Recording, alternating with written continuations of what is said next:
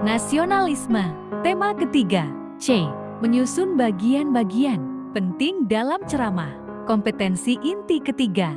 Memahami, menerapkan, menganalisis, dan mengevaluasi tentang pengetahuan faktual, konseptual, operasional dasar, dan metakognitif sesuai dengan bidang dan lingkup kajian bahasa Indonesia.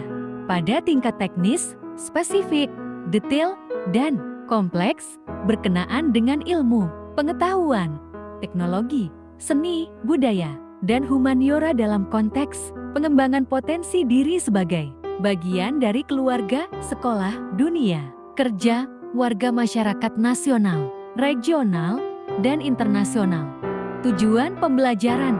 Setelah mempelajari bab ini, peserta didik diharapkan mampu: pertama, menganalisis informasi berupa permasalahan aktual yang disajikan dalam cerita ceramah berkaitan dengan bidang pekerjaan.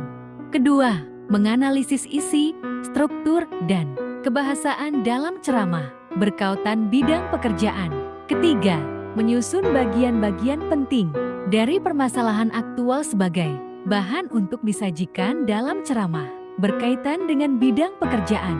Keempat, mengkonstruksi ceramah berkaitan bidang pekerjaan tentang permasalahan aktual dengan memperhatikan aspek kebahasaan dan menggunakan struktur yang tepat.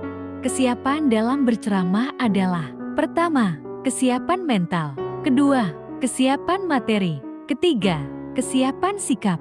8 hal yang harus diperhatikan dalam ceramah, yaitu: pertama, kuasailah materi. Siapkan materi, kuasai materi dengan baik entah secara lisan maupun tulis. Kedua, tunjukkan penampilan yang menarik. Penampilan kunci utama untuk menarik perhatian, maksudnya penampilan sesuai dengan situasi dan kondisi audiensi, topik ceramah, serta standar kesopanan yang berlaku. Ketiga, berbicara dengan singkat, padat, dan jelas. Hindari hal-hal yang tidak penting, pembicaraan yang tidak sesuai topik, penjelasan bagian-bagian yang meliputi pembuka, isi, dan penutup. Keempat, gunakan intonasi dan mimik wajah yang tepat. Pendengar tentunya menyukai pembicaraan yang datar. Contoh, untuk membangkitkan semangat, gunakan intonasi yang tinggi dan mimik wajah yang bergairah, namun jangan berlebihan. Kelima, gunakan gerakan tubuh yang wajar. Selain mimik, gerakan tubuh, gerakan tangan, kepala, seperti menunjuk, mengangguk, namun hindari gerak tubuh yang berlebihan supaya tidak merusak konsentrasi audiens. Keenam, kendalikan ketegangan. Jika kamu terlalu tegang, maksud dan tujuan ceramah tidak akan disampaikan. Oleh karena itu, kuasai panggung serta tetaplah rileks dan berpikir positif. Ketujuh, gunakan bahasa yang baik dan benar. Cari tahu orang yang menjadi pendengar, apakah para intelektual atau masyarakat biasa. Kedelapan, jangan terpaku pada teks. Jika kamu berbicara menggunakan teks, jangan terpaku pada teks, akan membosankan. Sampaikan ke audien sedemikian rupa hingga terkesan kamu ceramah secara langsung. Hal ini terkesan positif untuk audien.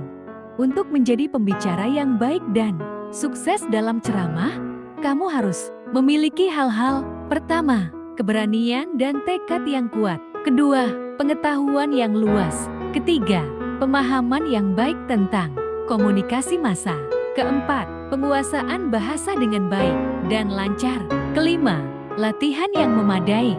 Hal-hal penting yang perlu disiapkan apabila hendak melakukan ceramah adalah sebagai berikut. Pertama, tema yang hendak disampaikan dalam ceramah. Kedua, analisis pendengar dan suasana. Ketiga, kerangka teks atau catatan penting. Keempat, latihan yang secukupnya. Contoh-contoh permasalahan yang diangkat ke dalam ceramah adalah sebagai berikut. Pertama, penanggulangan narkotika. Kedua, pendidikan karakter. Ketiga, pentingnya wawasan kebangsaan. Keempat, bahaya rokok.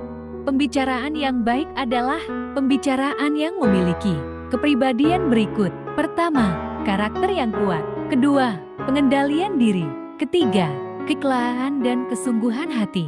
Keempat, kepekaan terhadap pendengar. Kelima, supel dan menaruh rasa hormat terhadap orang lain. Keenam, kejujuran dan lemah lembut dalam mempersuasi atau audien. Ketujuh, bijaksana. Berikut bagian-bagian penting dalam ceramah. Pertama, teks ceramah, pembukaan isi, penutup. Kedua, pembicara ceramah memiliki kepribadian yang unggul. Ketiga, pendengar ceramah memiliki sikap tanggung jawab. Evaluasi. Pertama, sebutkan 3 bagian-bagian penting dari ceramah. 2. Sebutkan 7 kepribadian pembicara yang baik dalam ceramah. Ketiga, sebutkan 5 contoh permasalahan yang diangkat ke dalam ceramah. Keempat, sebutkan 8 hal-hal yang harus diperhatikan dalam ceramah. Kelima, untuk menjadi pembicara yang baik dan sukses dalam ceramah, kamu harus memiliki hal-hal sebagai berikut.